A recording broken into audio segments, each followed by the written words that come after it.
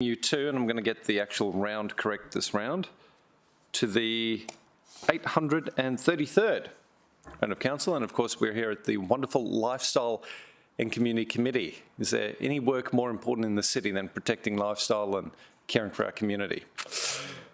I don't know. Indeed. Well, before moving on to the substantive part of our agenda, we of course have to deal with our attendance and apologies. I've received an apology from Councillor Gates, who's unable to attend today. She's of course acting mayor, and also think it's appropriate to note the apology of Councillor Cameron Caldwell. Someone like to move that those policies. There we go. Councillor Castro, thanks for saving me from that one. Do I have a seconder? Who's for? Oh, Councillor Tozer. Please have a motion up accordingly. Councillor Gates and Councillor Caldwell.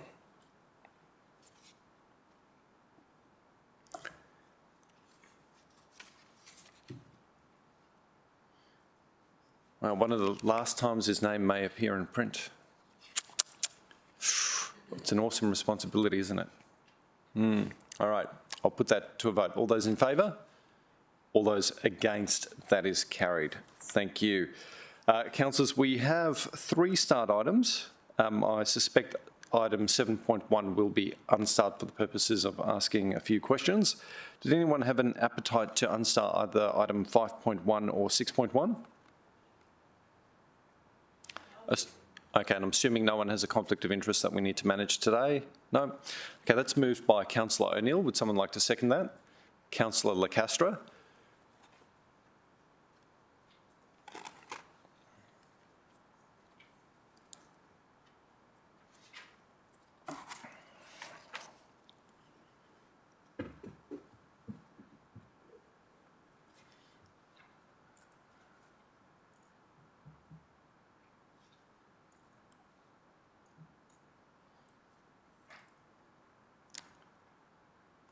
Wonderful. All right. So we've got a motion there afoot. Any speakers against? No? Councillor O'Neill, did you want to close? All right, councillors, I'll put that to a vote. All those in favour? All those against? That is carried. Councillor Young, obviously 7.1 is a matter very close to your heart. I understand you have a few questions. Your questions from our earlier conversation won't prompt us to go into closed. Councillors, did you have any questions of your own that might take us there? No? Well, then I propose we remain in open. Director, please keep an ear out, and if we are straying into confidential information, please tap me on the shoulder. Councillor Young, questions? Thanks. Good morning.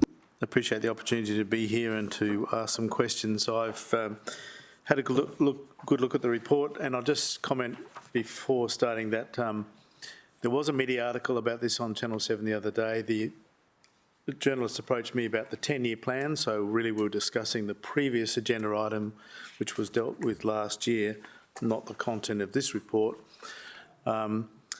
which I think has been written in a very good and positive tone. I think it really reflects upon the great work that's being achieved through that coordination of efforts from Council and the Country Paradise Association. I did have a couple of questions, and they relate to the, well, if you don't mind me posing those. Thanks. So in the previous report, we had mention of a steering committee or a steering group that will take effect. Can we get a little bit of news about that, please? Through you, Mr Chair, thanks very much for your question, Councillor Young. We're just in the final stages of finalising the terms of reference for that, and then we will go out to your office and get your support of that, and then to the NCPA and the other members, and invite nominations for representatives on that committee, which will also be involve council staff. So we should look to have that in place in the coming month or two. Great. The other question was about the flood study. As you'll know, Tony, through you, Chair, Tony and the staff will know that Country Paradise Parklands is very vulnerable to flooding, and We've had water come through the reception building, which is listed for some considerable work, and the oval shed, which is due for replacement, will also be affected by flooding. So I'm a bit concerned about that, getting that hydraulic work done so we know the best ways to avoid future damage. Is that? Sure, through you, Chair. Councillor Young, the most recent flood modelling was done as a part of the new playground that went in 2020.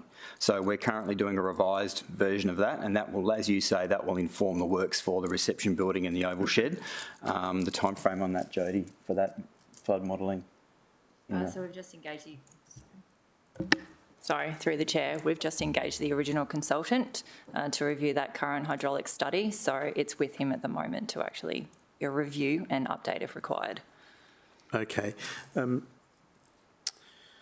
If the committee would like to provide some input to that, is that feasible through yourself? Yes, through the chair, yes, definitely, because we understand that the committee are the ones on the ground and they have the knowledge of what's happened in the past as well with the flooding and the stormwater. Terrific. And the third question, and my final really, is about staff resourcing. I know that resourcing is a big problem for us across the organisation, but there's been some challenges, and I think that's slowed down the pace of progress that people would like to see. And to me, it's understandable, but I wonder if you might be able to address that, please. Yes, so through the chair, so the new position was approved within the new budget and it's with HR at the moment, and we're hoping it will be advertised by the end of the week. Which position is that? So the new level 5 recreational services position, where half of it will be with Country Paradise Parklands and the other half with the right of use program. Thank you very much. Thanks, Chair. Appreciate that clarity. Thank you very much, Councillor Young. Are you happy to move the item? Fair enough. But would you be happy to? Yes. Councillor Tozer and Councillor O'Neill. So good. Geez, I'm just such an inclusive chair. I just assume everybody's part of the fabric of our committee. Councillor O'Neill, you happy? Oh, sorry, Councillor Tozer, you happy for Councillor Young to perhaps talk to the item? Yes. Well, thank you. As I said earlier, I think it's written in a very positive tone, and I think it reflects strongly the aspirations of the community and the committee, and it's identified with clarity what our intention is for the next decade and the shorter term timeframe, of course. This picks up on the work that was completed last year as a result of the strategic planning exercise and also the decisions made by Council in the budget process this year, which preceded this report and which have informed our ability to and created our ability to ensure we adequately fund the improvements that are due to be made to the park, which is growing in its popularity. It's incredibly busy out there on weekends in particular, and that's a great thing to see. And the committee that we've got there, they're as keen as mustard. They're very robust. They're really into it, and they want to get on with things. So they really want to work with council in making this by far the best parkland in the city, which it already is. But Albert Chai, baby. Anyway, I'm grateful for the report and the opportunity to speak to it, Chairman. I would certainly move it if I could. I'm sure you'll take up that opportunity at full council. And the councillors, I just wanted to add very briefly to the debate. This park has actually become one of our favourite family parks. And I think it'd be easy to regard it as a divisional asset, but I think increasingly it's becoming a city asset. And I'm very supportive of additional council resources being brought to bear on the management of the space so that we make the best and highest use of it, but that management is done hand in hand with the community members that have actually made, I suppose, invested in that parkland at its nascent stages. And that's what makes it so special, and I think gives it that family-friendly feel that people are yearning for. So congratulations to you for shepherding this with city officers to this point. I think it's quite an achievement. It's one of our best southern parks, Councillor Vorster. Absolutely. As our population continues to boom in the north of the city, so the centre of gravity tends to shift, and suburbs that might have been regarded as the centre of the Gold Coast are now finding their way into the southern patch. So I fully concede that point, Councillor Owen-Jones. Any further questions? No? I'll put that to a vote. All those in favour? All those against? That's carried. Councillors, that brings us to the end of the formal agenda. I just wondered whether there would be a little bit of appetite for a general business item calling for an urgent update and report to be brought forward concerning the persistent threat that imported red fire ants are posing to the city.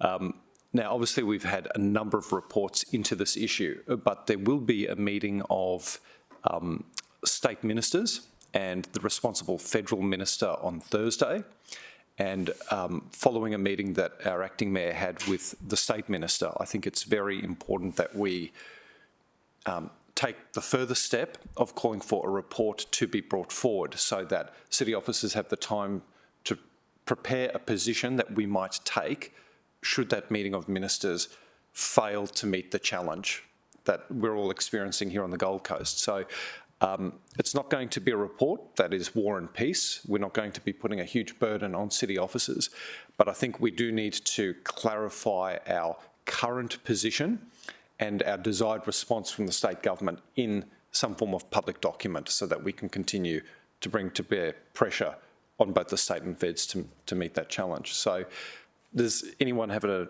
objection to that or some questions? No. I'm just going to do this on the hop.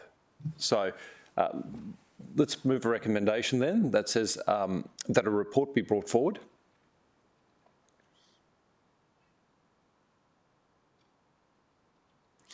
Outlining the escalating social, economic, and biosecurity risks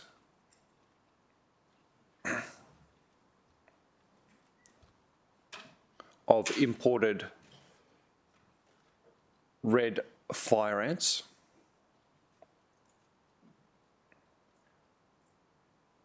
on the Gold Coast.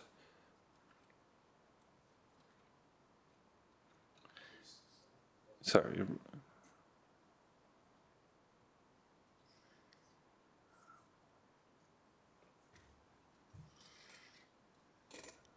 And if we could just add a 2. Sorry, no, as in full stop, and then we'll add a second part. That this report recommend council's preferred approach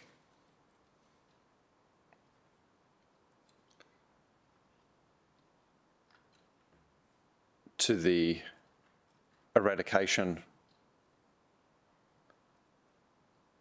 of imported red fire ants.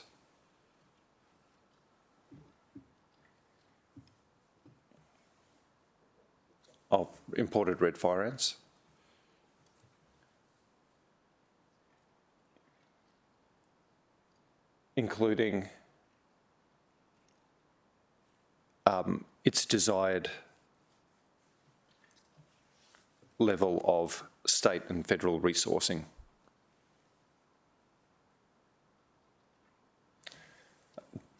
Director, do you think we need any more than that? A desired level of state and federal, or state and Commonwealth resourcing. Thank you, Chair. As you know, this is something that we're looking at already. I think you've made this broad enough for us to capture the relevant aspects. What we will do, however, is provide some recommendations that focus on the city particularly. And this will become more apparent in the report when you understand the difference between the biosecurity zones which impact the middle of the city. It's a different approach adopted within the biosecurity zone and that taken by the state outside of that zone. So As you know, Chair and councillors, the fire ants have no regard to those zones. We're seeing them pop up outside of that biosecurity zone, and that is of a concern to us. So we will outline that in the report. I think what's changed, councillors, is that since we've considered our last report, the Queensland Audit Office have released quite a damning assessment of the state's response, which hopefully will trigger a conversation amongst ministers at a state level around where they're at and where they need to go. But we can't take them on face value, and it's really important that we use the information that the QAO has uncovered to firm up where we need our city to be going. I mean, we've made a number of good faith offers to the state to be working more closely in this space, and they've been ignored. And all the while, more community assets are put at risk. So to assist the Mayor and the Acting Mayor, I think let's get this done within a round. Yes, Chair, we can bring that back to the next meeting. Awesome. I'm happy to move that. If I have a seconder, Councillor Belden-Lumsden.